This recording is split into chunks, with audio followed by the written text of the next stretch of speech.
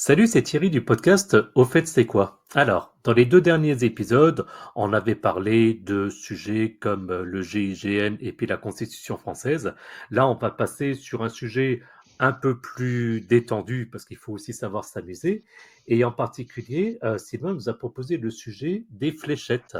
Alors forcément, comme tout le monde, j'y ai déjà joué, je sais à peu près ce que c'est, mais pas vraiment. Au fait, Sylvain, c'est quoi les fléchettes?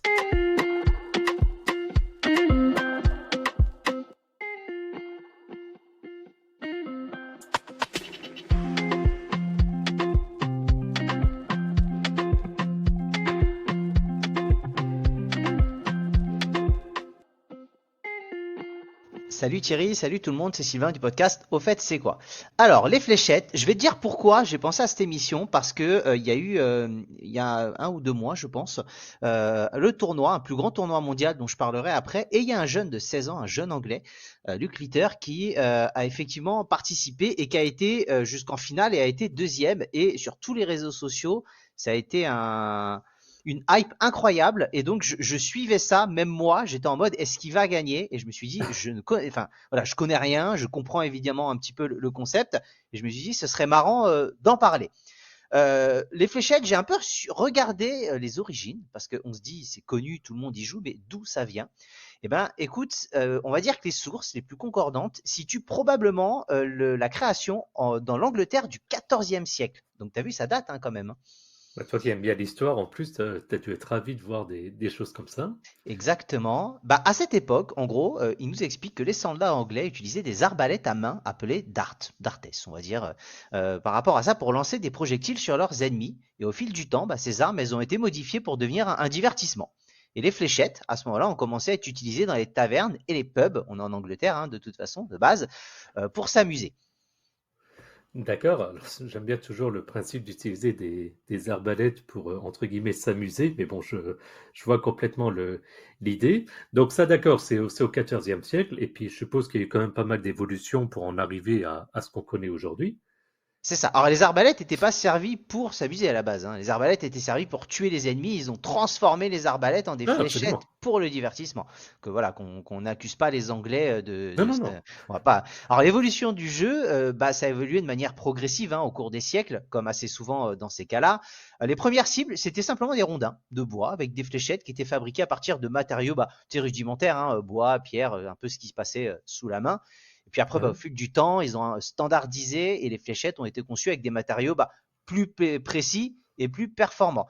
J'ai voulu regarder un petit peu en quoi étaient faites les fléchettes, tu sais, un peu de plastique, de plumes éventuellement ou autre. Je me suis dit, j'ai tellement vu de détails que je me suis dit, ça va être beaucoup trop long pour l'épisode. Je vous inviterai à aller voir sur les différentes sources. Je voulais un petit peu parler plutôt de l'influence et de ce qu'apportaient les fléchettes. Ouais, et puis surtout, bah, je pense que tu as en deux mots sur les standards, c'est que ça doit dépendre des compétitions, etc. Et oui, j'en parlerai un peu plus tard, mais connaissant un tout petit peu ce domaine, oui, j'imagine qu'il doit y avoir Ouais. plein de standards différents. Euh, sur le conducteur, tu parlais donc au niveau des influences et de l'influence de la royauté, c'est-à-dire. Alors, en gros, bah, le jeu de fléchettes, il a également bénéficié de l'influence de la royauté en 1534.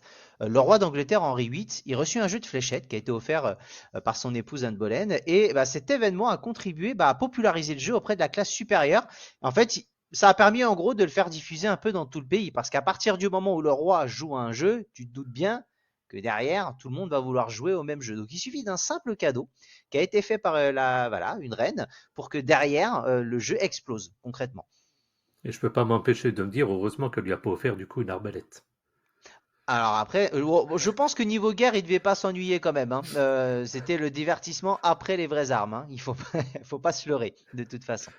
C'est clair. Et donc, j'imagine, bah, par rapport à ce que tu dis, et avec la puissance de la royauté à l'époque, bah, j'imagine, et ça c'est en général assez connu, qu'ensuite, bah, les façons de parler, les rois communiquent entre eux, etc. Et c'est ça, apparemment, qui a rendu ce sport un petit peu, enfin, ce sport, cette pratique, c'était pas encore un sport, mais c'est ça qui a rendu cette pratique internationale. Bah, disons que au fil des siècles, vu que ça a commencé à être de plus en plus joué, il y a eu une expansion internationale. Alors, dans un premier temps, ça a atteint les pays du Commonwealth. Donc forcément, hein, tu sais, rattachés à l'Angleterre, hein, dont l'Australie par exemple et d'autres régions du monde. Et la création de la Fédération internationale de fléchettes, eh ben, c'est en 1976. Là, pour le coup, ça marque une étape importante parce que ça permet de structurer et de professionnaliser le sport concrètement. Après, il y a eu d'autres fédérations qui ont été créées, mais c'est celle-ci, cette date-là, qui est la plus marquante. D'accord. Alors, maintenant qu'on a vu un petit peu l'histoire, merci Sylvain, on voit bien ton côté historien dans l'âme. Euh, Maintenant, malgré tout, donc comme je disais, on a tous joué aux fléchettes, on a plus ou moins tous eu une cible à la maison, sauter avec des fléchettes. Mon fils, par exemple, a eu une fois un jeu de fléchettes avec des boules, tu sais, avec une espèce de scratch que tu lances Ouais, contre le mur, etc. ouais. Euh, bon, pour autant, donc ça, on a tous joué à notre manière, mais il y a quand même certaines règles qui existent. Donc, en fait, de manière générale, comment ça se passe une partie de fléchettes? Alors en gros, ça se déroule sur plusieurs manches. Ça peut varier en fonction des compétitions. Donc chaque joueur de base, une manche, c'est 3 fléchettes. Donc chaque joueur va lancer 3 fléchettes à tour de rôle et ils vont viser des segments spécifiques selon le score et la position des fléchettes déjà lancées pour essayer d'atteindre Oui. le point.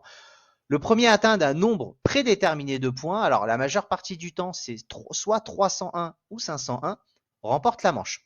Par exemple, si tu as 12 points à marquer et que tu fais 15, bon bah en fait tu repars à 12 et tu es obligé d'attendre la manche suivante, par exemple.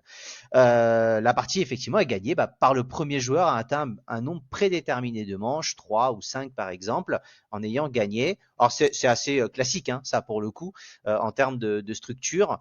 Et il y a beaucoup de disciplines. Là, je t'ai cité les 301 ou le 501, donc c'est marqué 301 ou 501 points par manche, pas par partie Et complète. exactement, c'est ce que tu expliquais Euh, rapidement, c'est exactement 301 points ou exactement 501 points. C'est pas atteindre juste la valeur, comme tu C'est disais, tu lances. exactement, Voilà. c'est ça, c'est Mhm. vraiment atteindre 301 et 501 points. Il est possible de le faire avec des segments et des multiplicateurs. Tu as des petits traits qui peuvent te multiplier par 3 par exemple. Donc voilà, il y a pas mal de petites subtilités.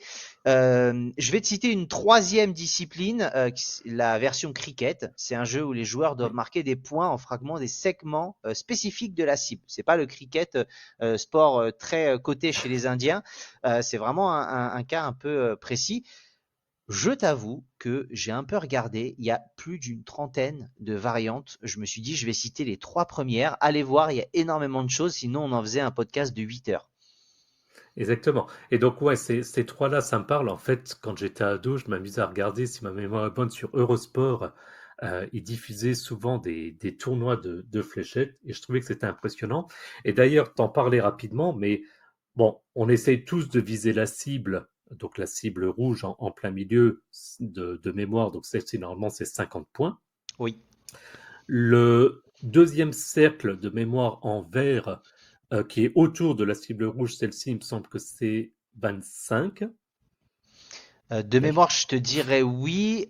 Voilà, Et après, tu as d'autres cercles. En fait, tu as des multiplicateurs. c'est ça. Euh, Et et tu as en fait, donc si on continue à partir du centre, celui qui est encore un peu plus éloigné, mais donc le plus petit cercle intermédiaire, celui-là, il permet de tripler la valeur, et le cercle complètement extérieur, il permet de doubler la valeur. oui, et en gros, bah, concrètement, avec une fléchette, souvent les gens vont pas forcément viser les professionnels la cible de suite, ils vont aller viser le multiplicateur par 3 et le 20 points, parce que ça va jusqu'à Exactement. 20 pour avoir le 60. Voilà, en C'est gros, la, c'est c'est ça. la Oh, question que j'allais te poser justement un ouais. peu en mode challenge, mais bon, Voilà. du coup, On va pas rentrer j'ai pas plus pu que le ça faire. dans le détail Non, parce non. que comme vous l'avez pas sous les yeux, bon, décrire un jeu de fléchettes sans l'avoir sous les yeux, ça peut vite être chiant pour le coup. Donc on va partir sur ça. Mais concrètement, oui, tu as bien résumé ça, Thierry. Voilà, et donc d'où l'aspect justement stratégique et technique qu'il y a dans ces fléchettes, parce que comme tu viens de l'expliquer avec cet exemple-là, entre le fait de devoir faire des points précis à la fin 301, 501, et que bah, pour accélérer l'évolution des points, il vaut mieux faire finalement un triple 20 que la cible à 50, donc d'où le côté stratégique.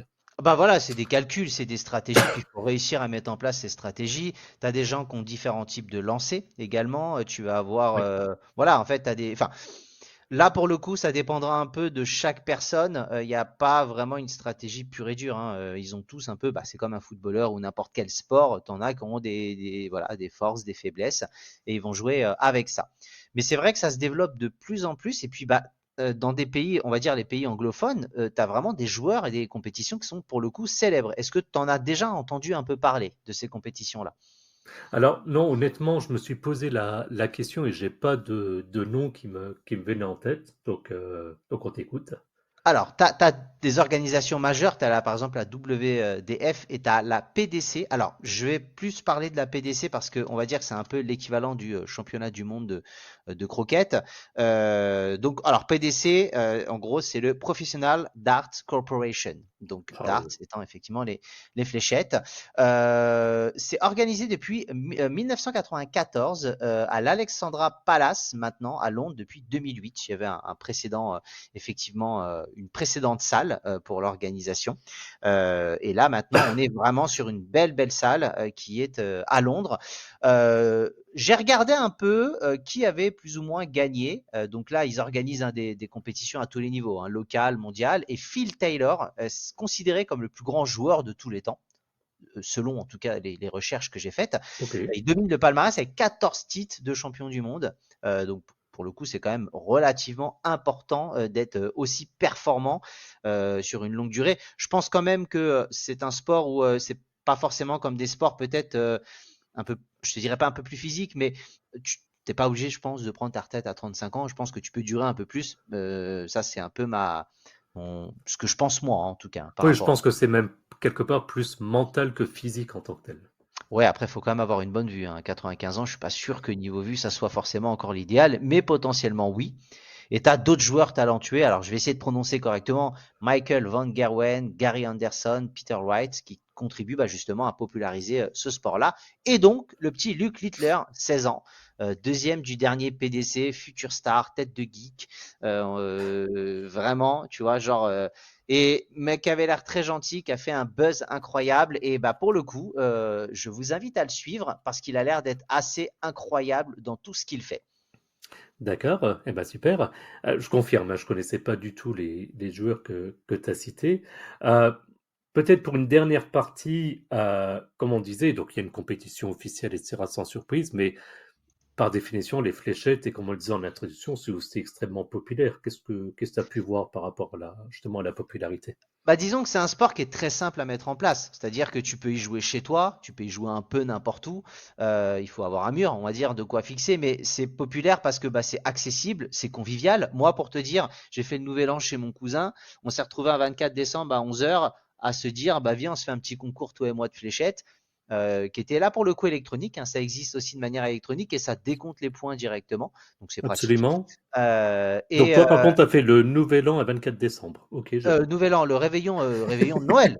Ah bah, ça reste un Ah, réveillon. absolument. Excuse-moi. Donc là, monsieur, donc réveillon de Noël. Donc là, effectivement, il y a enfin, c'était convivial. Puis il y a toujours un petit côté un peu stratégique. Maintenant, je t'avoue, quand tu es amateur, c'est plus difficile de viser et d'aller là où tu veux faire. Mais c'est sympa. En gros, si vous avez envie de vous renseigner, il y a beaucoup de ressources en ligne. Tu as des sites web, hein, la PDC, la WDF, des tutoriels, des articles, voilà, qui vous permettent de vous entraîner, puis de suivre un peu l'historique de ce sport. Ouais, c'est clair. Et je disais, anecdote, j'ai mon père qui travaille dans tout ce qui est jeux automatiques qu'on trouve dans des cafés. Donc ça peut être les babilles, les jukebox, les bières, les flippers, etc. Et bah, très souvent, il y a aussi des jeux de fléchettes. Alors là, c'est des espèces vraiment de tours fléchettes avec le système de calcul automatique des points, etc. Mais c'est vrai que ça marche très bien. Et typiquement, dans un café, tu te retrouves avec des amis, tu prends une bière avec modération évidemment, et puis tu te fais une petite partie de fléchette, c'est effectivement super convivial. Ah oui, c'est clair, c'est super sympa, je suis bien d'accord. Bon, je disais en introduction qu'on avait fait deux sujets un peu plus sérieux, on va dire, et du coup, bah, il manquait quand même une grosse partie dans ces épisodes-là, et on a eu plein d'auditeurs qui nous ont fait des remarques en disant, mais où sont les anecdotes? Et donc, du coup, bah là, pour les fléchettes, tu en as trouvé. Eh oui, alors on en avait des anecdotes sur les deux derniers épisodes. C'était un petit peu différent, mais ça va. On avait trouvé quand même Et quelques petites infos à vous donner. En tout cas, là, il y a des anecdotes. Ce que j'ai retrouvé, c'est que c'est un jeu relativement ancien. Ils ont retrouvé des fléchettes rudimentaires datant de l'âge de pierre, et donc bah, qui indiquent clairement que le jeu pourrait être encore plus ancien qu'on ne le pense. Sûrement pas sous ce format-là, mais le concept de lancer quelque chose sur une cible, bon, c'est un peu vieux comme le monde, et ils ont quand même voilà. retrouvé ça. Je trouve que ça, c'est assez sympa, parce que c'est quand même un jeu qui est pratiqué dans énormément de pays directement. J'ai trouvé des records. Ouais. Le record du monde du plus grand nombre de fléchettes lancées, dans un double 20, donc tu vois, en une minute, est de 32, réalisé par John Part en 2008. C'est énorme. T'imagines 32 avec cette précision-là, c'est assez fou. C'est un peu de choses près. Toutes les 2 secondes, il lance une fléchette et à chaque fois, il arrive dans le double 2, donc la partie la plus haute de la cible, donc à midi, quoi. Exactement. J'ai bon Phil Taylor qui a remporté. Alors j'avais des sources à 14 et 16 titres. Je suis resté sur 14 qui avait l'air d'être la source la plus concordante. J'ai des histoires un peu insolites. J'ai trouvé Ah, qu'en 2013, un joueur a été disqualifié d'un tournoi pour avoir triché en utilisant des fléchettes magnétiques. Bon, voilà, c'est le dopage très clairement dans le monde des fléchettes. Le c'est su- scandale. c'est sûr qu'avec un petit aimant, c'est plus simple pour arriver au bon endroit. Ouais, alors j'ai pas vu après la subtilité de comment il a fait, mais ça m'a fait rire quand même. C'est clair. Et un truc qui peut être sympa pour toi, Thierry, un pub anglais a organisé un marathon de fléchettes de 50 heures où les joueurs se relayaient pour lancer des fléchettes. Aucun but, mais c'est ce qui est drôle dans un pub avec de la bière avec modération et des fléchettes. Ça sent bien l'opération pour entrer dans le Guinness Book. Je me dis d'ailleurs, donc le livre des records en français, je me dis qu'il faudrait peut-être un jour en faire un épisode et prendre presque que des anecdotes avec les records les plus fous. Mais ça, c'est une Alors, idée qui me vient là tout de suite. on pourrait faire un épisode très très long, mais oui, effectivement, ça pourrait être très sympa. J'ai trouvé des anecdotes amusantes, pardon. On parle de dart, donc les fléchettes, hein. Oui, Ça viendrait du mot darte, une ancienne unité de mesure de poids. Donc voilà, en gros, j'ai pas ok. réussi à trouver plus d'infos, mais ça viendrait de là. La première cible de fléchette standardisée, elle a été inventée en 1896 par Brian Gamlin, Oh, avec mais quel donc mon accent! accent. Ah, je sais, je sais. Et bah, comme on disait, hein, le jeu de fléchettes, c'est souvent associé à la bière, au pub, mais pour le coup, c'est apprécié vraiment par toutes les personnes. J'ai des anecdotes de joueurs célèbres, de petits surnoms. Parce que Ah, Phil Taylor est connu pour son surnom The Power et sa célébration The King, le roi. Donc on a pu le voir, hein, Phil Taylor, légende de sport. On a également Michael Van Gerwen, dont je parlais tout à l'heure, connu en gros pour sa personnalité flamboyante et ses lancers spectaculaires. Donc voilà, allez voir sur YouTube. Je pense que, à mon avis, si vous tapez son nom, ça peut être très sympa à regarder. Et j'ai également trouvé Eric Bristow, qui était un joueur légendaire surnommé The Craft Crockney, pour son style de jeu rusé. Voilà, donc tu vois, il y a vraiment un peu comme dans les sports collectifs, avec chacun un petit peu son style de jeu et sa personnalité. eh ben ok, super. Bah, ce que je retiens par rapport à ce jeu, c'est effectivement la facilité d'accès et puis le côté professionnel. Mais cet épisode marque surtout une chose, c'est que je réfléchis à ce que le prochain épisode, on le fasse entièrement en anglais vu ton accent. Bah, c'est extrêmement facile, hein, anglais, espagnol, gallois, bulgare, je suis capable de tout faire. Je suis polyglotte. Luxembourgeois. Exactement, exactement. Il faudra que je parle un peu moins vite, je pense, d'après ce que m'avait dit Jeff. On avait parlé un peu avec le luxembourgeois également, donc voilà. Ça marche. Bah, en tout cas, blague à part, merci beaucoup pour tes recherches. Et puis, bah, du coup, comme d'habitude, on se retrouve pour la suite, pour les annonces et comment nous retrouver. Exactement, à de suite.